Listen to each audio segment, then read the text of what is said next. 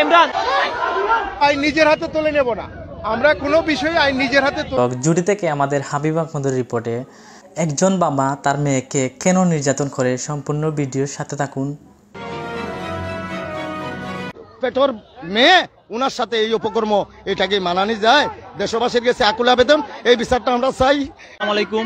এই মুহূর্তে যারা সিলেট এনে যুক্ত রয়েছেন সবাই স্বাগত জানাচ্ছি। মধ্য বিবর্ত আমার পিছনে আপনারা দেখতে পারা জড়িয়ে উপজেলার ঐতিহ্যবাহী আলোকিত যে ঘটনাটি হচ্ছে মাসুক মিয়া থেকে লাঞ্ছিত ওনার মেয়ে এবং ওনার এলাকাবাসী সেই অধিকারও সেই সুবাদে কিন্তু আপনারা দেখতে সেই সুবাদে কিন্তু আপনারা দেখতে পারেন তারা ইতিমধ্যে কিন্তু একটু বিক্ষোভ লইয়া আইসে জড়ি থাকি। আবার উনি নাকি উনির মেয়ের বান্ধবীরে উনি দর্শন করছে, তা আমরা তো যেগুলা শুনেছি ভাই চোখে দেখি নাই, কিন্তু উনি এই যে অপকর্মগুলা করে যাচ্ছে একটার পর একটা, উনি কি বাবা খাচ্ছে, বাবা ব্যবসা করতেছে, আমরা শুনেছি মানুষের মুখে থেকে, কিন্তু দীর্ঘদিনের অপরাধকারী উনির কেন প্রতিবাদ হচ্ছে না সেটা আমরা একটু এই যে দেশবাসীর কাছে, এবং এরা কার মা বোন, কার ঘরের মা বোন নাই, সবার ঘরে মা বোন আছে। এই যে উনির পেটর মেয়ে ওনার সাথে এই অপকর্ম, এটাকে মানানি যায়? দেশবাসীর কাছে আকুল আবেদন, এই বিচারটা আমরা চাই। এটা নিয়ে আপনার কাছে আমরা ধন্যবাদ। কিন্তু এই নারী নির্যাতন বা শারীরিক অবস্থায় বহুত নির্যাতন হয়েছি আমরা, এটা এনে ঘটনা ঘটাইয়া তারা 2-4 বার আরো 2-1 বার এরকম হয়েছে। এখন সবাই তো আর সবসময় মানবো না, মানুষের বুঝতে হইব যে এই কারবারগুলা ঠিক না, যে মানুষের যদি সবাই যদি একত্র হয় তাহলে পুলিশ না কেউ বাঁচাইতে পারতো না।